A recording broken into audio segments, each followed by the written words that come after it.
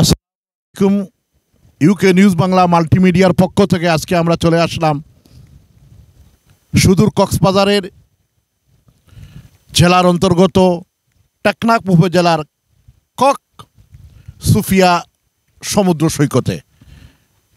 অনেকবার কক্সবাজার এসেছি, তবে এই সৈকতে আর কখনো আসে নাই। এই বিচে এই প্রথম আসলাম। কক সুফিয়া একটা স্পেশালি এখানে কোনো মানুষ সাধারণত কমই আসে। নতুন একটা বিচ আজকে আমরা পেয়ে গেলাম। তো এখানে কিছু সময় আমরা অতিবাহিত করব, এটা আপনাদের সামনে আমি সংক্ষিপ্তভাবে তুলে ধরছি। এইদিকে শুধু পাহাড় আর পাহাড়। আমরা কক্সবাজারের পর থেকে চলে আসলাম ইনানির থেকে শুরু করে, পরবর্তীতে এই যে রয়্যাল টিউলিপের হোটেলের পর থেকে যে পাহাড় শুরু হয়েছে, শুধু পাহাড় আর পাহাড়। একদিকে দরিয়া আর একদিকে হচ্ছে পাহাড়। আল্লাহর এক অপরূপ সৃষ্টি। সাগর, নদী, দরিয়া, পাহাড়, পর্বতে আল্লাহর অপরূপ সৃষ্টি। সুবহান আল্লাহ, আলহামদুলিল্লাহ। কিন্তু হলে আল্লাহর সৃষ্টিকে আপনি দেখুন আর বলুন আলহামদুলিল্লাহ। আসলে আমরা অনেকেই আসলে কি করছি, যে আল্লাহকে চিনতে গিয়ে আমরা ভুল করছি। আমরা শুধু খাওয়া দাওয়া ফুর্তি করো, দুনিয়াটা মস্ত বড়ই আমরা বিভোর হয়ে গিয়েছি। হ্যাঁ, দুনিয়াতে খাওয়া দাওয়া করতে তো অবশ্যই হবে, এটা সীমিত অপব্যয় করবেন না। আর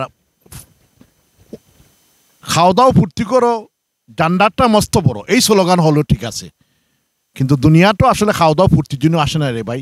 আপনি আল্লাহর সৃষ্টি দেখুন, দেখে আপনি আল্লাহর প্রশংসা করেন, মানুষের কাজ করুন, দেশের কাজ করুন। আসুন আমরা কক্সবাজার যখন আসি, এইসব কিছু নিরিবিলি সৈকতগুলো আমরা মাঝে মধ্যে সফর করি।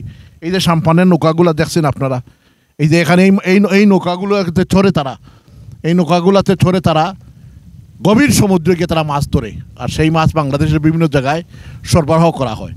সেই জেলে ভাইদেরকে আমরা স্যালুট জানাই, যারা মৃত্যুর পরোয়ানাকে ভয় না করে গভীর সমুদ্র গিয়ে তারা দেশের জন্য, জাতির জন্য অক্লান্ত পরিশ্রম করে মাছ তারা আহরণ করে। অবশ্যই দেশ ও জাতি গঠনে তাদের অবদান ছোট করে দেখার কোনো বিষয় নয়।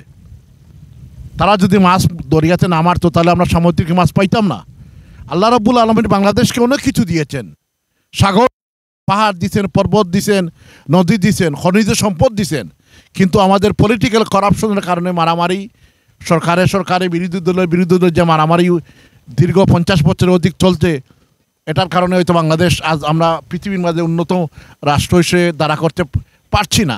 নাহলে এই যে মালয়েশিয়া বলেন, এই যে আরও কিছু কিছু দেশগুলা যেগুলা স্বাধীন বেশি দিন হয় নাই, তারা সারা বিশ্বের মধ্যে মাথা উঁচু করে দাঁড়িয়েছে। আমরা